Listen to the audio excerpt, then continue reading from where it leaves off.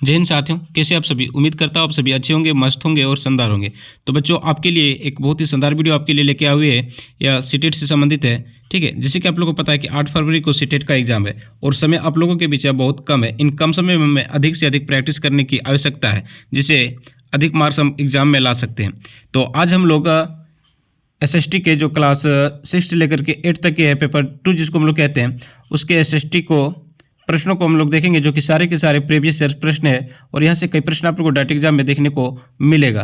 तो आइए हम लोग बिना देर करते हुए एक एक प्रश्नों को देखते हैं। इसके पहले अगर हमारे चैनल में आप नए हैं तो सबसे पहले चैनल को सब्सक्राइब कर लें और इस प्रकार की और भी वीडियो पाने के लिए बेल आइकन को प्रेस करें, ताकि जब भी मैं वीडियो अपलोड करूँ तो इसका नोटिफिकेशन सबसे पहले आप तक पहुँचे। चलिए आइए एक एक करके देखते हैं। जैसे कि आप लोग को पता है बच्चों, ठीक है, कि कुल 150 प्रश्न पूछा जाता है। कितने पूछा जाता है तो कहोगे सर 150 प्रश्न रहता है। इन 150 प्रश्नों में से जो 1 से 30 तक रहता है, ठीक है, वो CDP के रहता है। ठीक है, CDP के। इसके बाद जो है 30 से लेकर के 31 से लेकर के 90 तक जो है कुल 60 प्रश्न वो SST का रहता है। अगर आप SST को मजबूत कर लेते हैं तो आपके लिए काफ़ी फायदेमंद होगा, क्योंकि अगर 60 में से अगर मान के चले, अगर 60 में से अगर 40 या तो 45 प्रश्न अगर यहाँ से आप सही कर लेते हैं तो एक बहुत बड़ी आपकी ताकत बनेगी। ठीक है, और अच्छे नंबर लेके आप एग्जाम में आओगे। तो आइए हम लोग सोशल साइंस जो होता है, जिसको SST कहते हैं, उसको मजबूत करने का प्रयास करते हैं। देखिए, सबसे पहला प्रश्न आपको पूछा गया था बच्चों, ठीक है, कि BCE का तात्पर्य क्या है। ठीक है, BCE। तो बच्चों BCE का फुल फॉर्म क्या होता है, तो बिफोर कॉमन एरा। क्या होता है बच्चों, बिफोर कॉमन एरा। ठीक है, तो यहाँ पे बिफोर सीजर एरा है। ठीक है, तो यहाँ पे हो जाएगा before contemporary era, before Christian era. तो यहाँ पे देखिए ऑप्शन नंबर डी में दिया हुआ है। ठीक है, तो इसका सही उत्तर हो जाएगा बच्चों ऑप्शन नंबर 4। प्रश्न संख्या 32 कह रहा है, हम यह आज कैसे जानते हैं कि पूरा पाषाण युग में भारत में शुतुरमुर्ग होते थे। देखिए कितना अच्छा प्रश्न पूछ रहा है आपसे, कि आज हम ये कैसे जानते हैं कि जो पूरा पाषाण काल था, ठीक है, किस काल की बात कर रहा है, पूरा पाषाण काल का। ठीक है, भारत में शुतुरमुर्ग होते थे। यानी हमें कैसे पता चल रहा है कि जो पूरा पाषाण काल था वहाँ पे शुतुरमुर्ग होते थे। ठीक है, चलिए देखते हैं। शुतुरमुर्ग पर मौखिक स्मृतियाँ हमारे पास दिल्ली के राष्ट्रीय संग्रहालय में अभिलेखित है। दूसरा में कह रहा है कि विदेशी यात्रियों के वृत्तांतों में इनका वर्णन है। तीसरा कह रहा है उस समय की कृतियों में इन पक्षियों का विविध लेख हमें मिलता है। चौथा कह रहा है महाराष्ट्र के पटनेपुरा स्थल से शुतुरमुर्ग के अंडों के अवशेष मिले हैं। ठीक है, तो क्या हुआ बच्चों, महाराष्ट्र के जो पटनेपुरा स्थल है, ठीक है, वहाँ पे शुतुरमुर्ग जो होता है उसके अंडे का अवशेष मिले। ठीक है, तो यहाँ पे ऑप्शन नंबर डी जो है आपका से हो जाएगा। ठीक है, शुतुरमुर्ग के जो कोशिका होता है वो सबसे बड़ा होता है। ये आप लोग को नहीं पढ़ना बच्चों, ये साइंस का है। ठीक है, इसलिए इसको ज़्यादा नहीं बता रहे हैं। सबसे बड़ा अगर कोशिका किसी का होता है तो शुतुरमुर्ग के अंडे का होता है। ठीक है, चलिए प्रश्न संख्या 33, हड़प्पा सभ्यता का पतन कैसे हुआ। यानी जो हड़प्पा सभ्यता था बच्चों, ठीक है, कौन सा, हड़प्पा सभ्यता, जिसको हम लोग सिंधु घाटी सभ्यता के नाम से भी जानते हैं, इनका पतन, जो पतन हुआ किन कारणों से हुआ। ऐसा लगता है कि शासकों का नियंत्रण समाप्त हो गया। ठीक है, दूसरा कह रहा है जंगलों का विनाश हो गया। तीसरा कह रहा है सभ्यता के पूरे क्षेत्र में बाढ़ आ गई। ठीक है, तो सबसे जो उपयुक्त माना गया बच्चों, सभी इतिहासकार जो इसको अलग अलग कारण मानते हैं, लेकिन सबसे जो कॉमन माना गया इसको, ठीक है, बाढ़ वगैरह जो प्राकृतिक आपदा था उनको माना गया। तो सभ्यता के पूरे क्षेत्र में क्या हो गया होगा, तो बाढ़ आ गया होगा, जिसके कारण जो था हड़प्पा सभ्यता वो उनका पतन हुआ। ठीक है, ध्यान रखिएगा बच्चों, जो हड़प्पा सभ्यता था, ठीक है, किस प्रकार की सभ्यता था, तो कहोगे सर यह एक जो था वो शहरी सभ्यता था। ठीक है, इनके जो इनके जो मकान थे किनके बने होते थे, तो कहोगे सर इनके जो जो मकान थे वो ईंटों के बने हुए थे। ठीक है, और इनकी भी जल निकासी की जो व्यवस्था थी वो भी काफ़ी उत्तम थी, क्योंकि दोनों साइड जो थे, ठीक है, वो नलियाँ बनी होती थी और इनसे जल निकासी होता था। हड़प्पा की खोज कब किया है बच्चों, तो हड़प्पा की खोज सबसे पहले 1921 ईस्वी में दयाराम साहनी ने किया था। ठीक है, अब देखिए सिंधु सभ्यता को हड़प्पा सभ्यता क्यों कहा जाता है, कई बार प्रश्न आपसे पूछ लिया जाता है। ठीक है, या तो अगर आप 12 क्लास पढ़े होंगे तो यहाँ पे स्पष्ट लिखा गया कि सिंधु सभ्यता जो था उनको हड़प्पा सभ्यता क्यों कहा जाता है। तो सिंधु सभ्यता में जो सबसे पहला नगर था, ठीक है, सबसे जो पहला शहर था वो हड़प्पा नामक स्थान पर ही इसकी खुदाई की गई थी। ठीक है, कब किया गया था, कहोगे सर 1921 ईस्वी में इसकी खुदाई हुआ था दयाराम साहनी के द्वारा, इसलिए इस सभ्यता को हड़प्पा सभ्यता के नाम से भी हम लोग जानते हैं। चलिए प्रश्न संख्या 34 कह रहा है महायान बौद्ध धर्म के अंतर्गत, ठीक है, किसके, महायान बौद्ध धर्म के अंतर्गत, ठीक है, चलिए बौद्धिस्टों को नहीं स्वीकारा गया क्योंकि उन्हें अभी भी ज्ञान प्राप्ति करनी बाकी था। दूसरा कह रहा है मूर्तिकला के केंद्रों के रूप में मथुरा एवं तक्षशिला का पतन हुआ। तीसरा कह रहा है कि मूर्तियों में बुद्ध की उपस्थिति सिर्फ कुछ संकेतों के माध्यम से दर्शाई जाती थी। चौथा ऑप्शन है बच्चों कि बुद्ध की प्रतिमाएं बनाई जाने लगी। तो मेन जो यहाँ ऑप्शन है ऑप्शन नंबर 4 एक करेक्ट हो जाएगा कि बुद्ध की जो प्रतिमाएं हैं वो बनाई जाने लगी। ठीक है, चलिए प्रश्न संख्या 35 में कह रहा है कि खिलजी और तुगलक वंश के अंतर्गत प्रशासन और समेकलन के संदर्भ में सही क्या है। किसकी बात कर रहा है, खिलजी और तुगलक वंश। ठीक है, तुगलक वंश के अंतर्गत प्रशासन और समेकन क्या है, समेकन के संदर्भ में सही क्या है। चलिए देख लेते हैं। पहला में पूछ रहा है, बोल रहा है कि दिल्ली से बंगाल जैसे सुदूर प्रांतों का नियंत्रण कठिन था। अच्छा चलिए ठीक है। अलाउद्दीन खिलजी और मोहम्मद तुगलक गंगा के मैदानी इलाकों पर जोर जबरदस्ती अपना अधिकार लंबे समय तक रख पाए। चलिए अगला देख लेते हैं, तीसरा ऑप्शन। तीसरा में आपसे कह रहा है कि उपमहाद्वीप का काफ़ी बड़ा हिस्सा दिल्ली के सुल्तानों के अधिकार में था। ठीक है, अगला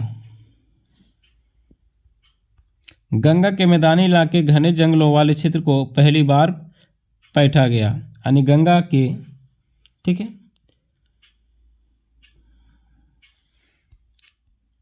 तो बच्चों यहाँ पे जो सही उत्तर हो जाएगा आपका कि दिल्ली से बंगाल जैसे जो सुदूर प्रांतों का था, ठीक है, वहाँ पर नियंत्रण करना सबसे कठिन था। क्यों? क्योंकि वहाँ पे जो परिवहन के जो साधन थे बच्चों उनका अभाव था। ठीक है, वहाँ पे परिवहन के जो साधन थे वो अच्छे नहीं थे, जिन कारण पर इन क्षेत्रों में नियंत्रण कर पाना काफ़ी कठिन था। चलिए अगला देख लेते हैं। अगला जो आपका 36 नंबर प्रश्न है, 36 नंबर में कह रहा है कि जनजातीय लोगों के इतिहास के पुनः निर्माण में निम्न में से कौन कथन गलत है। ठीक है, यानी जो भारतीय लोगों के इतिहास के पुनः निर्माण है इनमें से कौन सा कथन जो है गलत है। जनजातीय लोगों ने समृद्ध रीति रिवाजों और मौखिक परंपराओं का संरक्षण किया।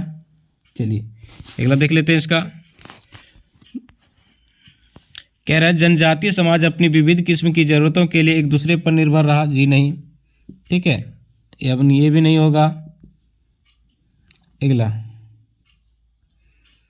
तीसरा कह रहा है कि समकालीन इतिहासकार और मुसाफिरों ने जनजातियों के बारे में बहुत कम जानकारी दी। ये भी गलत बोल रहा है। अधिकांश जनजातीय समूह ने लिखित दस्तावेज रखा है। सबसे इंपॉर्टेंट जो सटीक है आपका ये हो जाएगा ऑप्शन नंबर 4 कि अधिकांश जनजातीय समूह ने लिखित दस्तावेज रखा था। ठीक है, चलिए देखिए बच्चों समझ लीजिए थोड़ा। जनजातीय लोग ज़्यादा पढ़े लिखे नहीं थे, अतः वे किसी भी प्रकार का दस्तावेज नहीं रखते थे।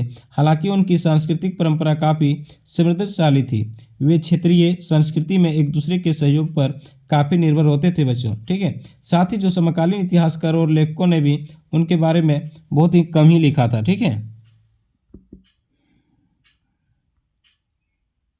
अगला कह रहा है 1857 के विद्रोह के बाद अंग्रेजों ने किस प्रकार भारत पर अपने नियंत्रण को समेकित किया। 1857 जो विद्रोह था बच्चों, जिसको हम लोग सैनिक विद्रोह के नाम से भी जानते हैं, ठीक है, के बाद अंग्रेजों ने किस प्रकार भारत पर अपने नियंत्रण को समेकित किया। ठीक है, तो भूमिहीन तथा किसानों की रक्षा के लिए नीतियां बनाकर। जी नहीं। तुष्टीकरण तथा संपत्ति अधिकारों की सुरक्षा करके। जी नहीं। अगला हो जाएगा ईस्ट इंडिया कंपनी के सारे अधिकार, ईस्ट इंडिया कंपनी के सारे अधिकार ब्रिटिश साम्राज्य के हाथ में सौंपकर ताकि भारतीय मामलों का ज़्यादा बेहतर ढंग से संभाला जा सके। बिल्कुल, तो यहाँ पे ऑप्शन नंबर जो 3rd में दिया हुआ है सी है, ये आपका सही हो जाएगा। ठीक है, चलिए प्रश्न संख्या अगला 38 कह रहे हैं निम्नलिखित में से क्या प्रतिनिधि लोकतंत्र की विशेषता नहीं है। देखिए लोकतंत्र जो सबसे अच्छा शासन व्यवस्था माना जाता है। ठीक है, अब्राहम लिंकन ने इसका काफ़ी अच्छा परिभाषा दिया था। तो कह रहा है इसमें जनता की निर्णय निर्माण की प्रक्रिया में प्रत्यक्ष सहभागिता, जनता को मतदान का अधिकार, मतदान द्वारा प्रतिनिधि का चुनाव। ठीक है, तो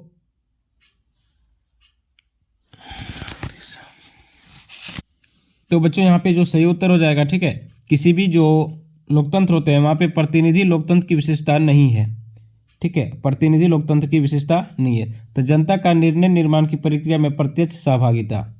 ठीक है, यानी कि जो जनता की निर्णय निर्माण की जो प्रक्रिया होती है इसमें जनता प्रत्यक्ष सहभागिता नहीं होती, चूंकि उनके द्वारा जो प्रतिनिधि होते हैं उसकी प्रत्यक्ष भागिता होती है। ठीक है, तो यहाँ पे ऑप्शन नंबर ये जो है वो करेक्ट हो जाएगा।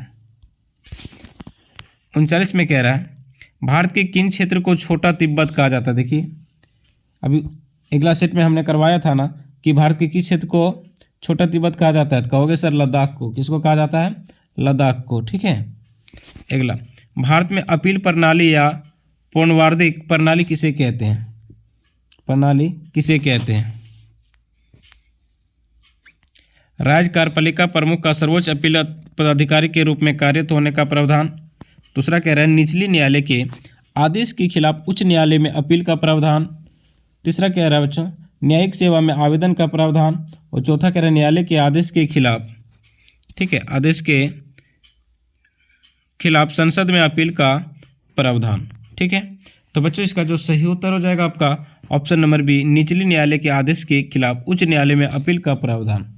ठीक है, निचली न्यायालय के आदेश के खिलाफ उच्च न्यायालय में अपील का प्रावधान। ठीक है, जैसे आप लोग को सबसे पहले डिस्ट्रिक्ट कोर्ट होता है, डिस्ट्रिक्ट से फिर क्या होता है, अगर इसका सुनाया हुआ फैसला जो होता है हम लोग को अगर सही नहीं लगता, उचित नहीं लगता है, तो फिर हम लोग कहाँ पे जाते हैं, तो हाई कोर्ट जाते हैं। हाई कोर्ट का जो सुनाया हुआ फैसला होता है बच्चों, ये अगर हम लोग को फिर उचित नहीं लगता है कि लगता है नहीं ये हमारे खिलाफ गया है, तो फिर हम लोग कहाँ पे जाते हैं, तो सुप्रीम कोर्ट जाते हैं। ठीक है, चलिए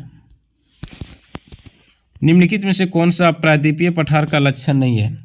किसकी बात कर रहा है, तो प्रायद्वीपीय पठार की बात कर रहा है ना। इनके लक्षण नहीं है, यहाँ कोयला एवं लौह अयस्क जैसे खनिजों की प्रचुरता है। अब यहाँ पे नेगेटिव पूछ लिया कि लक्षण नहीं है। ठीक है, तो ये तो है बच्चों। दूसरा इन पठारों के पश्चिम की ओर बहने वाली महानदी और कृष्णा नदियां मौजूद है। ये गलत कह रहा है, इस पठार पर पश्चिम की ओर बहने वाली महानदी और कृष्णा नदियां मौजूद है, ये गलत है। ठीक है, प्रश्न संख्या अगला कह रहा है 42 में कह रहा है बच्चों निम्नलिखित में से कौन सा कथन अफ्रीका के बारे में सही है? किसके बारे में बात कर रहा है? अफ्रीका के बारे में बात कर रहा है। ठीक है, चलिए तो अफ्रीका में क्या है, पहला में कह रहा है कि गोबी मरुस्थल इस महाद्वीप में स्थित है। चलिए ए बी क्या कह रहा है, निम्नलिखित में कौन सा कथन अफ्रीका के बारे में सही है? गोबी मरुस्थल इस महाद्वीप में स्थित, जी नहीं। इसके पश्चिम में यूराल पर्वत है जो इसे एशिया से अलग करता है, ये भी गलत है। अफ्रीका का बहुत बड़ा भाग दक्षिणी गोलार्ध में स्थित, ये भी सही गलत मतलब सही नहीं है।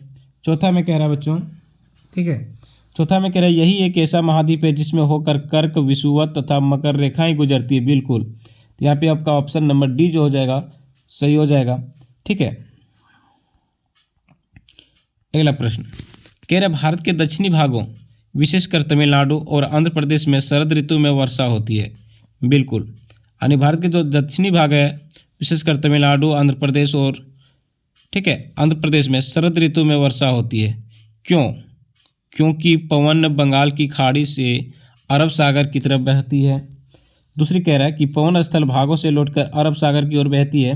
तीसरा कह रहा है बच्चों कि पवन स्थल जो है ठीक है भागों से लौटकर बंगाल की खाड़ी की ओर बहती है। और अगला कह रहा है पवन अरब सागर से बंगाल की खाड़ी को ओर बहती है।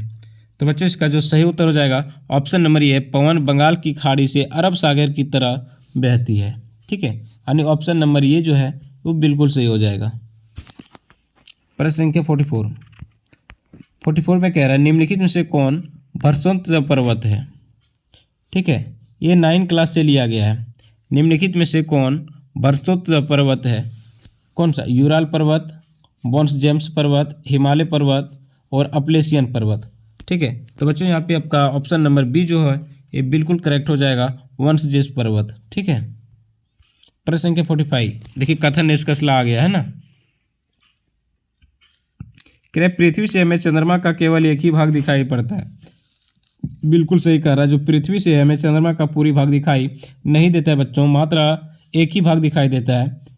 कथन कह रहा है चंद्रमा पृथ्वी का एक चक्कर 27 दिनों में पूरा करता है और लगभग इतने ही समय में वो अपने अक्ष पर चक्कर भी पूरा करता है। नीचे दी गई बिल्कुल में से कौन सही है। ठीक है, चलिए देख लेते हैं। तो कह रहा है कि ए सही है परंतु बी गलत है, ए गलत है परंतु बी सही है, ए और बी दोनों सही है। पहले एक बार फिर से स्टेटमेंट को पढ़ते हैं हम लोग। कह रहा है पृथ्वी से हमें चंद्रमा का केवल एक ही भाग दिखाई देता है, बिल्कुल ये तो सही कह रहा है, मतलब ये सही होगा। ठीक है, अब ये कहाँ है, ये सही है, ये गलत है, मतलब यहाँ पे ए ऑप्शन तो कट गया। ठीक है, तो ए सही है, मतलब यहाँ तक हो सकता है ए और बी दोनों सही, ये भी हो सकता है ए और बी दोनों सही है, परंतु अब चलिए बी भी देखना पड़ेगा, तो बी भी देख लेते हैं बच्चों। कह रहा है चंद्रमा पृथ्वी का एक चक्कर साल लगभग 27 दिनों में पूरा करता है और लगभग इतने ही समय में वो अपने अक्ष पर एक चक्कर भी पूरा कर लेता है, मतलब बी भी ऑप्शन सही है। ठीक है, तो यहाँ पे क्या हो जाएगा, ए और बी दोनों सही है और बी सही व्याख्या है ए की। ठीक है, यानी कि ऑप्शन नंबर थर्ड जो है इसका सही हो जाएगा, ए और बी दोनों सही है और बी जो है ये की व्याख्या कर रही है। ठीक है, चलिए अगला प्रश्न बच्चों 46। कह रहा है कि आंतरिक सेल के बारे में दिए गए ए बी सी कथनों पर विचार कीजिए। किस सेल की बात कर रही है, तो कैंत्रिक सेल के बारे में बातें हो रही है। ठीक है, पहला कह रहा है आग्नेय और अवसादी सेल उच्च ताप और दाब के प्रभाव में कैंत्रिक सेलों में परिवर्तित हो जाते हैं, बिल्कुल ये तो करेक्ट है। आगे देख लेते हैं क्या है कि कैंत्रिक सेल उच्च ताप और दाब के प्रभाव में पिघलकर द्रवित मैग्मा बनाते हैं, जी नहीं। ठीक है, ये नहीं होगा। तो पूछा क्या हमसे कि ये सही विकल्प का चयन किया, ऑप्शन दिया।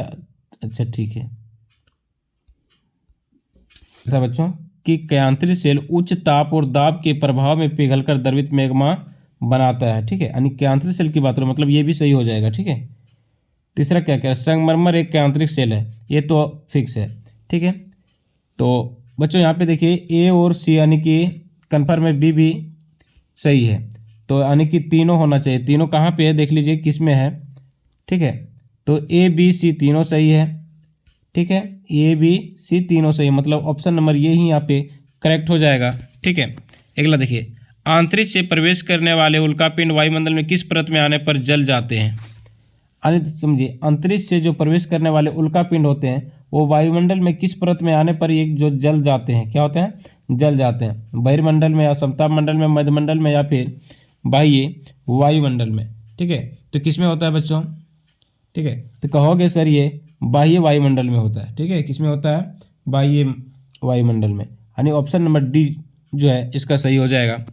प्रश्न संख्या 48 कह रहा है ऋतु प्रवास जुड़ा हुआ है, यानी जो ऋतु प्रवास है वो जुड़ा हुआ है किससे, एक छोटे घर के पौधे रखने का कृत्रिम सहायता से, ऐसे स्थान जहाँ बस्तियाँ विकसित होती है, लोगों के आवागमन से, घरों के पास पास बसावट से। ठीक है, तो बच्चों इसका सही उत्तर हो जाएगा ऑप्शन नंबर थर्ड, लोगों के आवागमन से। 49 में कह रहा है अस्थायी पवनों के संबंध में कथन ए और बी पर विचार कीजिए और सही विकल्प का चयन करिए। किसकी बात कर रहा है, अस्थायी पवन की। ठीक है, अस्थायी पवन के संबंध में। ठीक है बच्चों, अब देखते हैं इसमें कह रहा है ये पवनें वर्ष भर लगातार निश्चित दिशा में चलती रहती है, एकदम 100% सही कह रहा है। पश्चिम एवं पूर्वी पवनें इनके उदाहरण है, बिल्कुल है, यानी जो पश्चिम और पूर्वी पवनें बच्चों, ठीक है, ये अस्थायी पवनें के उदाहरण है। तो यहाँ पे ए और बी दोनों सही हो जाएगा। किस में दिया हुआ है देखिए, ऑप्शन नंबर फर्स्ट में ही दिया हुआ है, ए और बी दोनों सही हो जाएगा। ठीक है, 50 कह रहा है। ठीक है बच्चों, 50 में क्या है, तो कह रहा है ब्राज़ील के कंपोस और वेनेजुएला के लानोस उदाहरण है। देखिए ब्राज़ील के जो कंपोस है, ठीक है, और वेनेजुएला के जो लानोस है, ये किसका उदाहरण है, उष्णकटिबंधीय घास के मैदान का, बिल्कुल। अब ठीक है, सबसे सटीक आंसर है। ठीक है, ब्राज़ील के जो घास का मैदान होता है बच्चों, इसको हम लोग कंपोस कहते हैं। ठीक है, और वेनेजुएला के जो घास के मैदान, उसको हम लोग लानोस के नाम से जानते हैं। ठीक है, लानोस के नाम से जानते हैं, मतलब ऑप्शन नंबर ये ही आपका करेक्ट हो जाएगा। ठीक है, प्रश्न संख्या 51 में कह रहा है कि जलवायु के संबंध में कथन ए और बी पर विचार कीजिए। ठीक है, किसके बारे में, जलवायु के संबंध में कथन ए और बी के पर विचार कीजिए और सही विकल्प का चयन कीजिए। समझते हैं किसके संदर्भ में कह रहा है, जलवायु। तो जलवायु वायुमंडल में दिन प्रतिदिन होने वाला परिवर्तन है, जलवायु। ठीक है, कह रहा है कि वायुमंडल में दिन प्रतिदिन होने वाला परिवर्तन है। दूसरा कह रहा है किसी स्थान की जलवायु सिर्फ उसकी ऊंचाई तथा उच्चवाच पर ही निर्भर करता है। एक बार पुनः पढ़ते बच्चों कि जलवायु जो है के संबंध में कथन ए और बी पर विचार कीजिए। तो जलवायु के बारे में कह रहा है, जलवायु वायुमंडल में दिन प्रतिदिन होने वाला परिवर्तन है।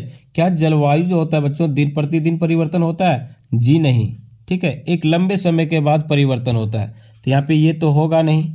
चलिए, किसी स्थान की जलवायु सिर्फ उसकी ऊंचाई और ऊंचावाच पर निर्भर करता नहीं, अक्षांश वगैरह ये सब बहुत पर निर्भर करता है बच्चों। तो यहाँ पे बी भी जो है, ए भी गलत बोल रहा है, यानी ए और बी दोनों सही है, बिल्कुल नहीं हो सकता है, यानी ए और बी जो है वो दोनों गलत है। चलिए अगला देख लेते हैं। अगला प्रश्न है आपके पास में 52 नंबर। 52 में क्या कह रहा है बच्चों? ठीक है, 52 में कह रहा है दिए गए लक्षण ए और बी के आधार पर ऊर्जा स्रोतों की पहचान करें। यह एक परंपरागत ऊर्जा का स्रोत है, यानी कि यह एक परंपरागत ऊर्जा का स्रोत है। ठीक है, यह ऊर्जा स्रोत तब निर्मित होती है जब अपरिष्कृत तेल को धरातल पर लाया जाता है। तो क्या हो जाएगा? भूतापीय ऊर्जा, ये तो परंपरागत नहीं है। मोम, ये भी नहीं होगा। बायोगैस, ठीक है बच्चों, ये भी नहीं होगा, यानी कि प्राकृतिक गैस हो जाएगा। ठीक है, 53 कह रहा है भारत का शोध संस्थान मैत्री कहाँ पर अवस्थित है? यानी भारत का जो शोध संस्थान मैत्री है बच्चों, ये कहाँ पे है? तो अंटार्कटिका में है, याद रखिएगा। ठीक है, 54 नंबर कह रहा है निम्नलिखित में से कौन सा कथन खनिज के संदर्भ में सही नहीं है? पहला ऑप्शन कह रहा है कि ये विभिन्न प्रकार के भूवैज्ञानिक परिवेश में निर्मित होते हैं। ठीक है, कह रहा है कि सभी खनिज आध्यात्मिक होते हैं। ठीक है, सभी खनिज आध्यात्मिक होते हैं, ये प्राकृतिक रूप से प्राप्त होने वाले पदार्थ है, इनका एक निश्चित रासायनिक संगठन होता है। तो क्या पूछा था बच्चों? नेगेटिव पूछा था क्या? ठीक है, तो पूछ लिया था 54 कौन सा कथन खनिज के संदर्भ में सही नहीं है, मतलब नेगेटिव पूछ रहा है। ठीक है, अब समझिए बच्चों, तो कह रहा है सभी खनिज आध्यात्मिक होते हैं। क्या सभी खनिज आध्यात्मिक होते हैं? जी नहीं, कुछ जो खनिज होते हैं वो धात्विक भी होते हैं और अधात्विक दोनों भी होते हैं। ठीक है, तो कह रहा है सभी खनिज अधात्विक होते हैं, मानना गलत है। ठीक है, कुछ धातु जो होते हैं, कुछ खनिज जो होते हैं वो धात्विक भी होते हैं और कुछ अधात्विक भी होते हैं, यानी कि बी जो है उससे सही हो जाएगा। ठीक है, सभी खनिज जो है वो अधात्विक होते हैं, ये गलत है। निम्नलिखित का मिलान कीजिए बच्चों। सबसे पहला देखिए यहाँ पे दे रहा है नर्मदा नदी, किसकी बात कर रहा है? नर्मदा नदी। ठीक है, ये आरंभिक गणतंत्र। फिर अगला में कह रहा है वनजी, ये आखेट और संग्रहण। फिर कह रहा है गारो की पहाड़ियाँ, लगभग 2500 वर्ष पूर्व के शहर। गंगा घाटी, ठीक है, गंगा घाटी कह रहा है प्रथम नगर। और अगला कह रहा है सिंधु और उसकी सहायक नदियाँ, आरंभिक कृषि। ठीक है, तो आरंभिक कृषि सबसे पहले कहाँ पे हुआ था बच्चों? ठीक है, तो यहाँ पे हो जाएगा आपका ऑप्शन नंबर ये करेक्ट हो जाएगा। ठीक है, ऑप्शन नंबर ये, यानी ए का हो जाएगा दूसरा, बी का 1, ए का दूसरा। नर्मदा नदी के किनारे आखेट और संग्रहण हो रहा था। ठीक है, चलिए ऑप्शन नंबर ये आपका करेक्ट हो गया। दूसरा कह रहा है नीचे दिए दो कथन ए और बी भारतीय इतिहास की तिथियों और काल के समसामयिक वाद विवादों के संदर्भ में दिए गए हैं। चलिए ठीक है, देखते हैं। हिंदू मुस्लिम ब्रिटिश जैसी कलावधि उपयुक्त है क्योंकि शासकों का धर्म ही एकमात्र महत्वपूर्ण ऐतिहासिक परिवर्तन रहा है। चलिए कि कथन पहला। दूसरा कह रहा है लंबी समय अवधि में घटित होने वाली ऐतिहासिक प्रक्रियाओं को निश्चित तिथियों और काल विभाजनों के अंतर्गत लाना संख्यात्मक है। ठीक है, एक बार देखते हैं। कह रहा है हिंदू मुस्लिम ब्रिटिश जैसी कलावधि उपयुक्त है क्योंकि शासकों का धर्म ही एकमात्र महत्वपूर्ण ऐतिहासिक परिवर्तन रहा है। जी नहीं। ठीक है, दूसरा कह रहा है लंबी समय अवधि में घटित होने वाली ऐतिहासिक प्रक्रियाओं को निश्चित तिथियों और काल के विभाजन के अंतर्गत लाना समस्यात्मक है। बिल्कुल ठीक है, मतलब बी सही है। तो ये गलत है, बी सही है। तो कहाँ पे है? ए गलत है किंतु बी सही है। ऑप्शन नंबर बी में दिया हुआ है। ठीक है, प्रश्न संख्या 57 कह रहे नीचे दो कथन 19वीं शताब्दी में नई लोकप्रिय भारतीय कला के संदर्भ में है। पहला कह रहा है कि कई चित्रों में आसपास के बदलावों का उपवास किया गया। अंग्रेजी भाषी लोगों के नए शौकों का मजाक और तथा औरतों को घर से बाहर निकलने की सलाह दी गई। ठीक है, बी में कह रहा है इसका राष्ट्रवादी विचारों को अभिव्यक्त करने और लोगों को ब्रिटिश शासन के खिलाफ उद्वेलित करने के लिए छवियों का इस्तेमाल किया जाता था। ठीक है, तो अब कह रहा है कि ये सही है किंतु बी गलत है। जी नहीं, ये गलत है किंतु बी सही, ये भी गलत है। ए और बी दोनों सही है तथा ये का सही व्याख्या भी है। जी नहीं बच्चों, ए और बी दोनों सही है बट ये की व्याख्या बी नहीं कर रहा है। ठीक है, तो यहाँ पे ऑप्शन नंबर डी जो है ये सही हो जाएगा। ए और बी दोनों सही है किंतु ए की जो सही व्याख्या वो भी नहीं करता है। ठीक है, 58 में कह रहा है भारत में आरंभिक मानव पर समझ के लिए निम्नलिखित में से किसे एक प्राथमिक स्रोत माना जाता है। तो क्या रहा है, भारत में आरंभिक मानव पर समझ के लिए निम्नलिखित में से किसे प्राथमिक स्रोत माना जाता है। तो मध्य प्रदेश की शैल चित्रकला किसे माना जाता है, तो मध्य प्रदेश की शैल चित्रकला को।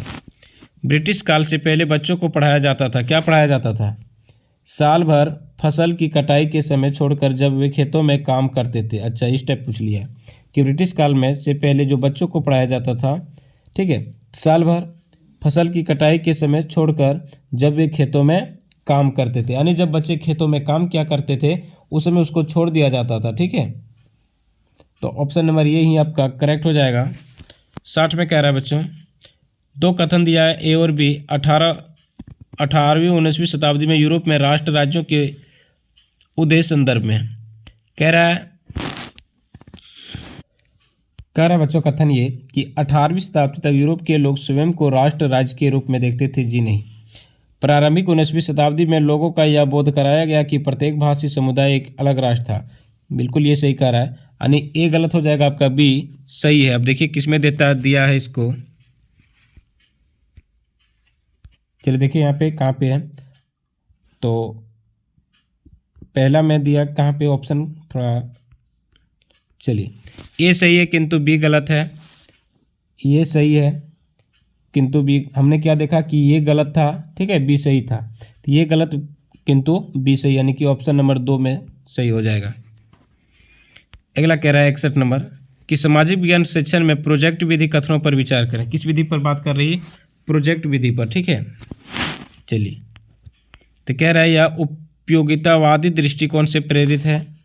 दूसरा में कह रहा है यह शिक्षार्थी को खोजी बना देता है। ठीक है, किस में कह रहा है, प्रोजेक्ट विधि।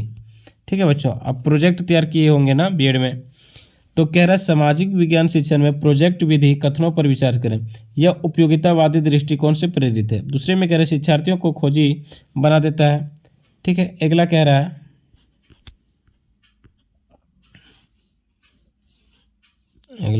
अगला ऑप्शन कहाँ पे है,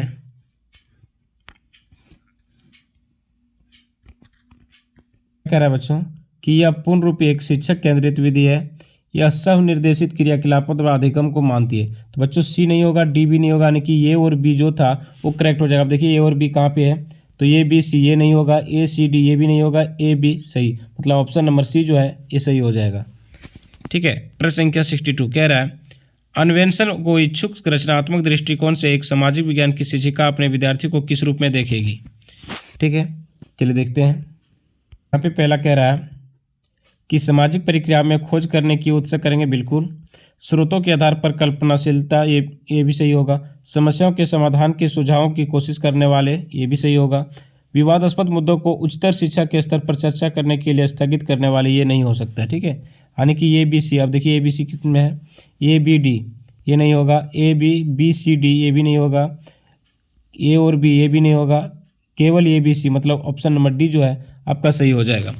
प्रश्न संख्या 63 कह रहा है, 63 में कह रहा है बच्चों कि सामाजिक विज्ञान की पठचर्या को अधिक समावेशी बनाने में निम्न से कौन सहायक होता है।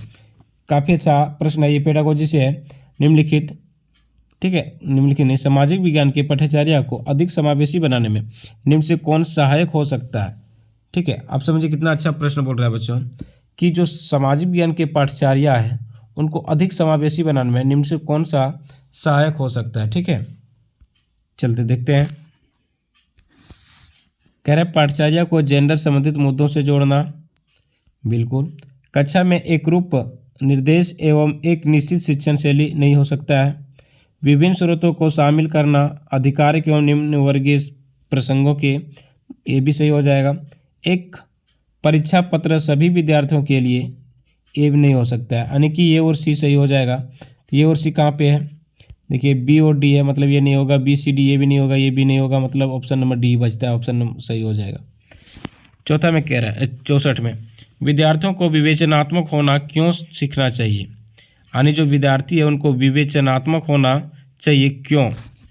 ठीक है बच्चों, कह रहा है यह समझने के लिए कि मुद्दे उनकी खुद की ज़िंदगी में कैसे जुड़े हुए हैं, एक रूप समशील दृष्टिकोण की कद्र करने के लिए। ठीक है, अगला कह रहा है कि कमियों को इंगित करने के लिए एवं लगभग सभी चीज़ों पर दोषदर्शी होने के लिए, समाज की अथाह स्थिति बनाए रखने के लिए। ठीक है, एक बार प्रश्न को हम लोग पुनः फिर देख लेते हैं। कह रहा है कि विद्यार्थियों को विवेचनात्मक होना क्यों आवश्यक है, तो यह समझने के लिए कि मुद्दे उनकी खुद की ज़िंदगी से कैसे जुड़े हुए हैं। सबसे ज़्यादा जो इम्पोर्टेंट है वो ऑप्शन नंबर ये है। ठीक है, चलिए प्रश्न संख्या 65। तो 65 में क्या कह रहा है बच्चों, देखिए 65 यहाँ पे है।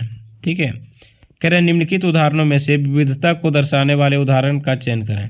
किसको दर्शाना है, विविधता को। ठीक है बच्चों, तो रघु सुरेश को फुटबॉल की टीम में शामिल नहीं करना चाहता क्योंकि वह समाज के एक खास समुदाय से आता है। ठीक है, तो ये विविधता नहीं दिखा रहा है। ठीक है, ये भेदभाव दिखा रहा है। परितोष को बंगला अच्छी आती है, वह सुचिता हिंदी बोलती है। बिल्कुल, मतलब देखिए परितोष जो है वो बंगला अच्छी बोलती है ना, अच्छा होता है, इसका आता है, जबकि जो सुचिता है वो हिंदी बोलती है।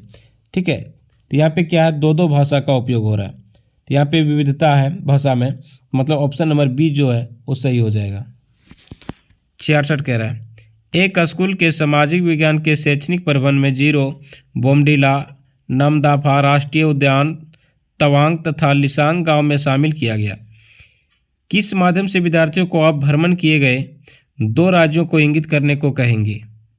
ठीक है, यानी किस प्रकार से आप बच्चों को भ्रमण किए गए क्या है राज्यों को इंगित करने को कहेंगे। अरुणाचल प्रदेश और मणिपुर एक मानचित्र पर, नागालैंड एवं त्रिपुरा एक समय रेखा पर, मिजोरम एवं मेघालय एक मानचित्र पर, मणिपुर और सिक्किम एक समय पर। ठीक है, तो बच्चों इसका सही उत्तर क्या हो जाएगा, तो कहोगे सर ठीक है ऑप्शन नंबर 1 अरुणाचल प्रदेश और मणिपुर को एक मानचित्र पर दिखाने का हम लोग प्रयास करने के लिए कहेंगे।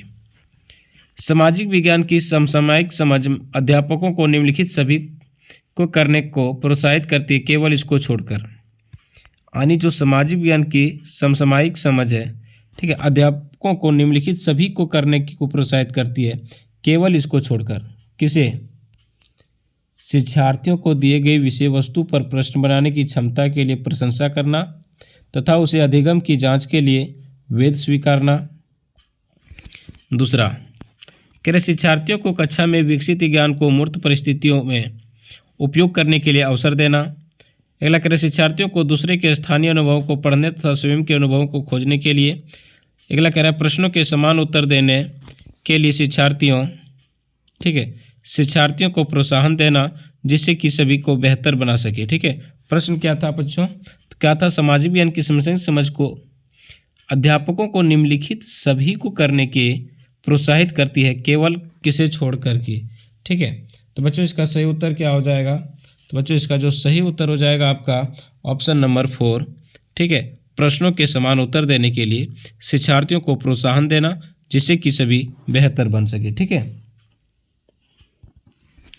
प्रश्न संख्या 68 में कह रहा है कि निम्नलिखित में से जेंडर रूढ़िवादिता का उदाहरण नहीं है। अच्छा, जो जेंडर है वो रूढ़िवादिता का उदाहरण नहीं है। हालांकि लड़के कक्षागत चर्चा में दबदबा बनाने का प्रयास करते हैं, लेकिन लड़कियां एवं लड़कों दोनों की सहभागिता को प्रोत्साहित किया जाता है। कक्षा में अनुशासन बनाए रखने के लिए लड़कों एवं लड़कियों को अलग अलग पंक्तियों में बिठाना। सिर्फ लड़कों को फुटबॉल टूर्नामेंट भाग लेने के लिए प्रोत्साहित किया जाता है। ठीक है, सिर्फ लड़कियों को कक्षा का बोर्ड सजाने के लिए कहा जाता है। ठीक है,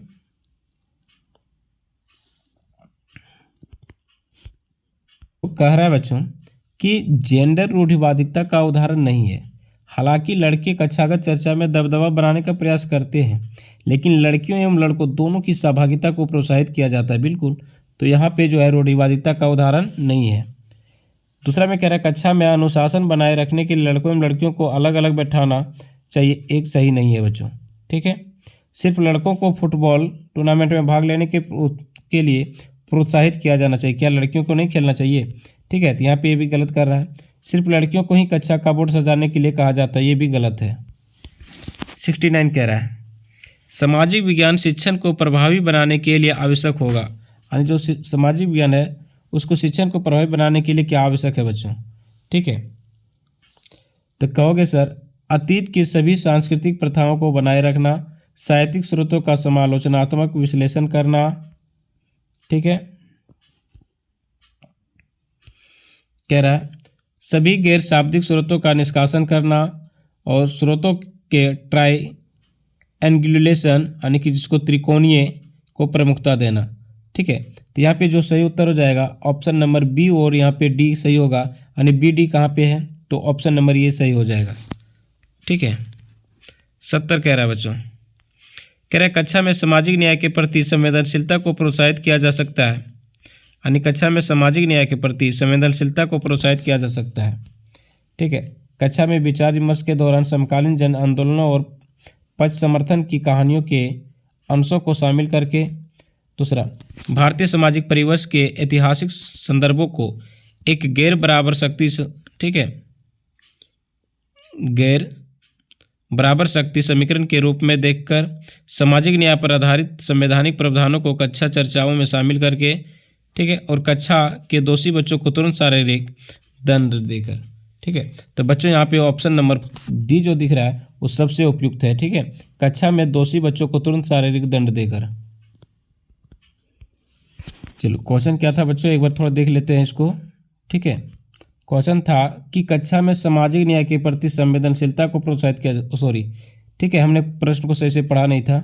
ठीक है, तो क्या था कि सामाजिक न्याय के प्रति संवेदनशीलता को प्रोत्साहित किया जा सकता है। यानी सामाजिक न्याय के प्रति संवेदनशीलता को प्रोत्साहित किया जा सकता है कक्षा में विचार विमर्श के दौरान समकालीन जन आंदोलन और पक्ष समर्थन की कहानियों के अंशों को सम्मिलित करके। बिल्कुल, भारतीय सामाजिक परिवेश के ऐतिहासिक संदर्भों को एक गैर बराबर शक्ति समीकरण के रूप में देखकर, ये भी सही है। ठीक है, यानी बी ए बी सही है। कह रहा है सामाजिक न्याय पर आधारित संवैधानिक प्रावधानों को कक्षा चर्चाओं में शामिल करके, ये भी सही है।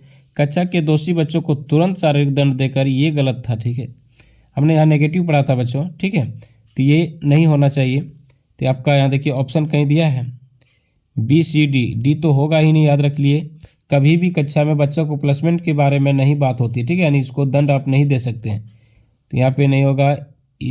ठीक है, ये बी है इसमें, तो सी बी हो जाएगा, यानी ए बी सी। 71 कह रहा है इतिहास शिक्षण शास्त्र प्रयास करेगा कि। ठीक है, यानी जो इतिहास शिक्षण शास्त्र होता है बच्चों, ठीक है, ये क्या प्रयास करता है?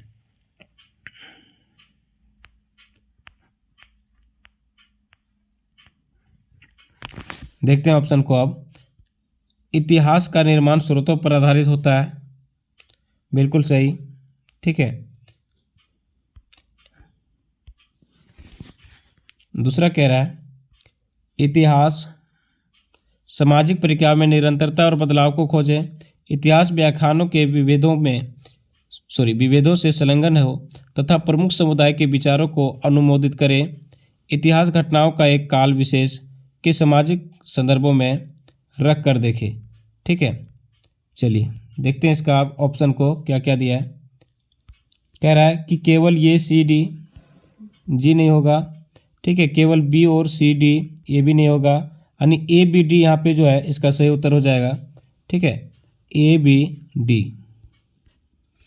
72 कह रहा है प्रदूषण रहित हवा का अधिकार भारत में किस मौलिक अधिकार के भाग के रूप में स्वीकारा गया है?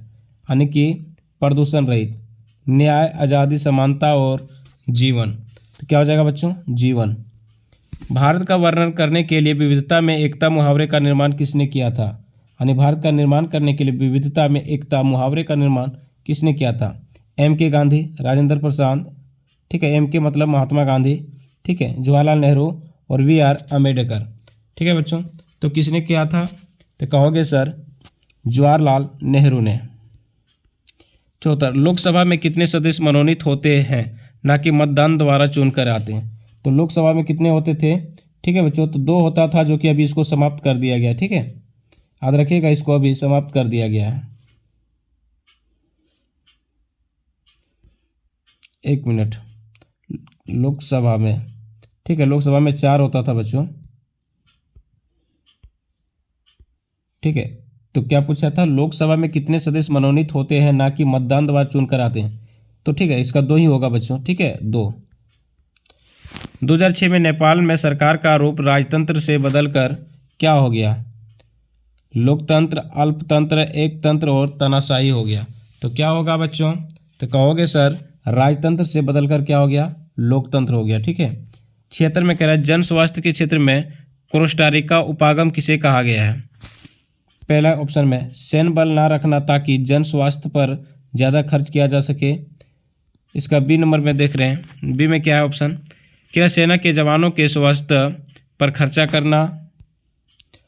तीसरा में कह रहा है स्वास्थ्य और सुरक्षा पर एक समान खर्च करना, सुरक्षा बजट पर स्वास्थ्य बजट से ज़्यादा खर्च करना, ठीक है। तो बच्चों इसका सही उत्तर क्या हो जाएगा, तो कहोगे सर ऑप्शन नंबर ये जो है वो सही हो जाएगा, ठीक है। ऑप्शन नंबर ये क्या था, देखिए यहाँ ऑप्शन नंबर 1, ठीक है, कह रहा है सैन्य बल ना रखना ताकि जन स्वास्थ्य पर ज़्यादा खर्च किया जा सके, ठीक है। ये जन स्वास्थ्य के क्षेत्र में कोस्टारिका उपागम कहा गया था इसको, कि सैन्य बल ना रखें ताकि जन स्वास्थ्य पर ज़्यादा से ज़्यादा खर्च किया जा सके। चलिए अगला प्रश्न 77 नंबर। 77 में कह रहा है 1997 में भारतीय उच्चतम न्यायालय ने विशाखा निर्देश की रचना महिलाओं को यौन उत्पीड़न से बचाने के लिए की, किस पर, वैवाहिक संबंध में, सड़कों पर, गाड़ियों में और कार्यस्थलों में, ठीक है बच्चों। तो किसके लिए किया गया था बताइए, तो कहा था सर कार्यस्थलों पर, ठीक है। निम्नलिखित में से कौन भारत में एक राज्य के राज्यपाल की नियुक्ति करते हैं। तो भारत में राज्यपाल की नियुक्ति कौन करता है, ठीक है, भारत में एक राज्य के राज्यपाल की नियुक्ति कौन करता है बच्चों, तो कहोगे सर केंद्र सरकार करता है। कौन करता है, केंद्र सरकार करता है।